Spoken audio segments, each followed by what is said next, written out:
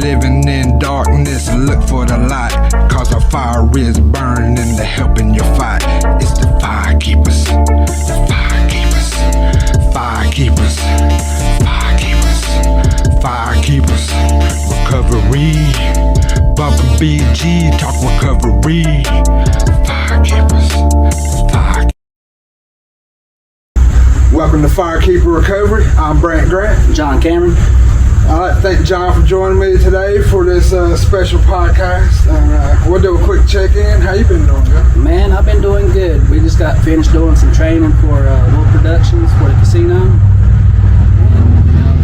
dude, this is really taking off for us. Yeah, I'm excited. It's just staying in there, I mean, opportunities just don't knock like this every day, you know what I mean? So, I'm enjoying it, bro. I'm doing good. And you're getting to help build it. Yeah. And bring it in, mature, bring it closer. Yeah. We put the word out for people to come and work, we'll show them what to do. And just, helping our people, dude. That's what JL's doing. Like a new trade. Yeah. Yeah, that's awesome. I've been doing pretty good this week myself. Just hanging in there, doing a couple podcasts this week. Just trying to spread our reach around. Right. Hopefully we'll have different topics coming up, different people in different types of recovery, different stages. That's awesome. And maybe just more community episodes too, just bringing that positive energy back. Oh yeah. It's been all encompassing for me. Right. So yeah, Jon's here. We're gonna ask him the questions we ask everybody. So first question is, what were the events that led you to get into recovery? For me, it was just the revolving door of jail and back to the streets and, in and out of my kids' lives. And, it's just, it had to stop, dude. And, my last run in jail, I took off running down there by Teddy Bear Motel and ran from them and made it and got caught like 3 days later. And I was like, man, this ain't just not it, And then, seeing my kids, missing me and being in my addiction, really didn't care what they were missing. But, now that I see it, it's, can't make up for lost time, but you can better that time, you know what I mean? Yeah. So, being in jail and, just that revolving door, the court system, man, it just got old. I wanted a better life. Yeah. What are some of the things that helped you in your early recovery? And my early recovery was my family and my kids, that strive of wanting a better life and, just doing it for me first of all, because, you can't help nobody, you can't help yourself. And, my kids and my family, I had a good support system. Yeah, that's important to have some support. That you have your family and your kids. Yes, sir. So what are some of the motivations you have other than the kids? Well, it kind of still sticks, not with my kids, but my nephew, Brayden, my brother's boy. He's kind of the pillar of my recovery because, like in my addiction, I was out here, riding the pity train with my hand out, wanting handouts, and this little feller's been through more in his 8 years of being alive than most people do their whole lives, And he was the pillar of my recovery. He's living life to the fullest, happy as can be, unless he's sick, but that's what I based it off of, So. If he can make it through this life, so can we. Exactly.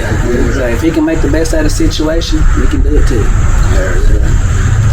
That's awesome. Yes, sir. Yeah, because a lot of people could take out his pity. Man, why does this happen to us? Nah, you just embrace it. Yeah. It's only a handicap or disability, you know what I mean? It's there, but it depends on how you treat it. Yeah. And if he ain't letting it get him, hey man, there you go. How important has community or your family been in your recovery? Family was on top of everything, They were always there. Through thick and thin, tough love, good love, whatever. But, to me, sometimes community can be harmful, like certain places, things, whatever. But, I had a good outreach from the community too, A lot of people don't get that. They move away from here to get better. do what is good for you. Yeah. So, with that, I'm glad for the family I have. You know what I mean? Because a lot of people don't got good, loving families. You know what I mean? I'm glad mine was there for me. Yeah. They let me know when I was doing good, when I was doing bad. They're always there to help people out. Yeah, dust you off and set you on your way. Yeah. How has recovery helped you be more grateful? Yeah, so many ways. I mean, just like I said, I touched on Braden and his situation. I'm healthy, and I'm able-bodied, sound-minded body, and I've got that gratefulness, and I got gratefulness to that. I got friends that see me doing good, and they like Willie. He was a good guy in early recovery that we took under our wing, and I was grateful to us. In a good spot to help him out, you know what I mean? And so, it's just, it's the small things for me, you know what I mean? I ain't looking for a big, I ain't somebody blessing me big, but dude, I woke up this morning, that's a good blessing. Yeah. And, it gets rough, but hey, I'll take a bad day in recovery and a good day in addiction. Yeah. Ain't having to worry about going to jail just because you're bored. Exactly. Is there other things in Cherokee that are missing that would probably helping your recovery and other people's? I know a lot of people have said like we need more meetings and things like that. Like meetings, groups. Just something, because if you entertain that thought of using with boredom, 90% of the time you want to use, you know what I mean? Yeah. So I think what is it? An Alishki, they should have places to where you could go after hours and stuff, you know what I mean? Yeah. It's always open. I don't see why not. To me, when I first tried to get into detox, they was like, oh, well, you ain't withdrawing. I think they need, whether you withdraw or not, if you want detox, go to detox, and close that 2-week gap. They're looking for a bed, you know what I mean? Because a lot of people go back out in that time. Yeah. And, there's tons of stuff they could do, just to help this along. Yeah, just transition. If there's just a place for them to go until there's a bed open. Exactly. Like a waiting house or something, you know what I mean? Yeah, because when people won't help, that's when you need to help. Yeah, you need to help them right then, not 2 weeks from then. That next day, you might not, I didn't want to help the next day a lot of times. You might not make it to the next day. Right. So, and I'm sure there's a lot of people that got help or wanted help and got turned away and overdosed. And, just, they think nobody's there to help them. Yeah. What's the use? Exactly. Do you have any coping skills that you can share or help you out? My coping skills was, I like to be outdoors, dude. Fishing, shooting guns, just, anything that will take your mind off of, that life or whatever is triggering you. Stay around good people, get you a good support system. I'm always at home. You want to come up, sit on the porch, Just chill out. Just don't pull up like the police. Yeah. Well, something happened to my sound right now. I got it on the video. Okay. It'll be a little, the sound won't be as good as the rest of the video. Okay. I can make it louder, so I have to work with it. I don't know when it happened. It was working for 7 minutes and then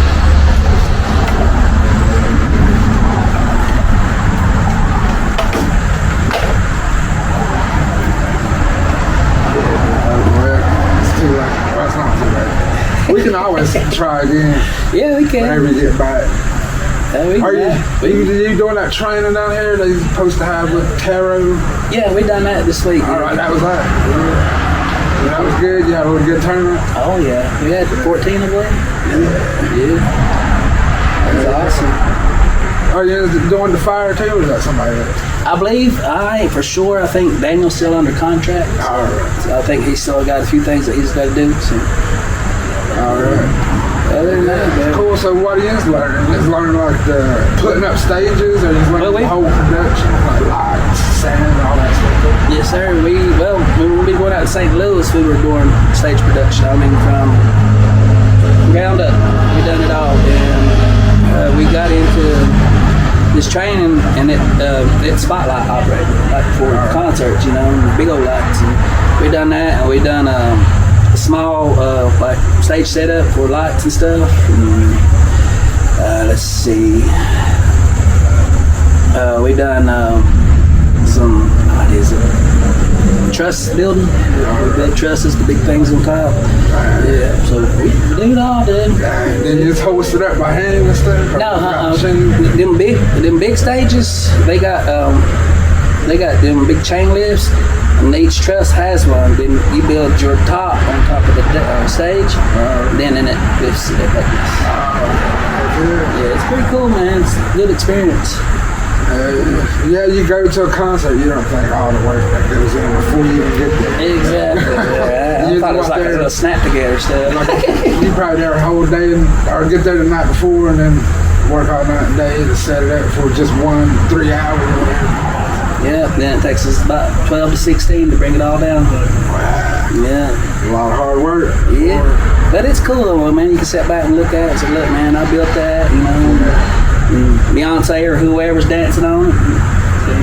You're bringing joy through just your hard work. Yes, sir. It's awesome, man. I'm glad you get to do that. Yeah. See the world. Yeah. And see, like with Wolf Productions, you know, he's not really big out on the Eastern Seaboard, and you know he's going to expand a little bit more. You know, I mean, now he's here at the casino. I think he's going to go a little further. Yeah. I want to hang on for the ride. Yeah, see how far you can go. Heck yeah, dude. It's awesome. You might end up getting somebody's tour where you're their exclusive tour. Yeah, that's what he said, like, especially on Spotlight. He said, you get good on Spotlight, and his people will start bagging you. He said, then if they start needing you at a show, he said, we can get you to the show, you know. So, Lady Gaga's official Spotlight. Right, that was me. Yeah. Watching her dance on a meat dress.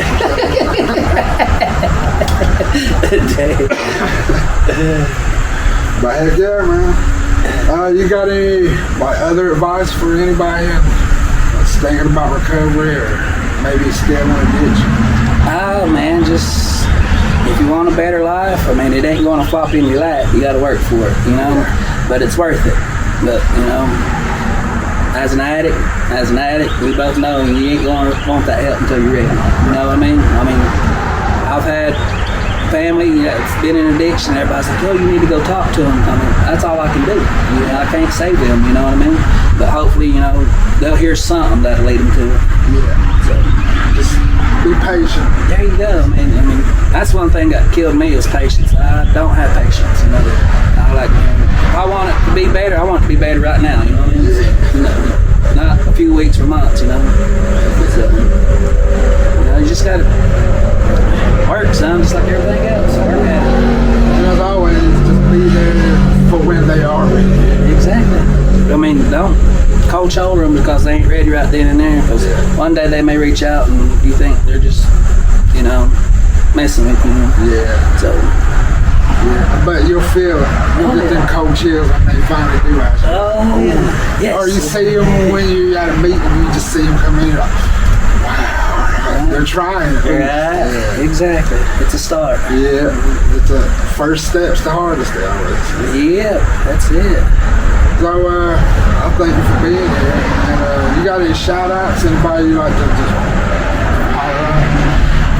Not really, man. Just everybody in recovery, keep doing your thing, and you know, help shine the light on other people, and you know, show them the way, dude. I mean, yeah. Like I said, I'm at home. If you need my number, hit me up on Facebook or whatever. I'll help you out. You know. Heck yeah. I thank you for just sharing. And Thank you for having me. For always being a shoulder, man. It's always good to hear from him and talk to you. Yes, sir. You too. And just for everybody else, I got some shout outs. Just be safe this week. The fires are coming out, so don't be out starting no trouble at the fire. Just because you saw somebody that owes you $5, it's $5. Let them go. Right. Just say, hey, just put a smile on your face, be the bigger person. Yeah. Hey, you helped them out more than anybody else ever has. So. Yeah. And it's the fire, man. Enjoy yourself. Have fun. Enjoy your family time. Get greasy. Yeah, get fired. Watch some Anthem ball. Cheer for your community, for your family. And just be a community. That's what it's about. It's about coming together. It's more like a homecoming for Cherokee. Usually people come back. Yeah, that's true. Hopefully we'll see people we haven't seen in forever. And we all spread this positive energy that we all carry. There you go, man. Yeah, so Firekeeper Recovery, I'm Brant. Jon Camron. And as always, we'll leave the light on for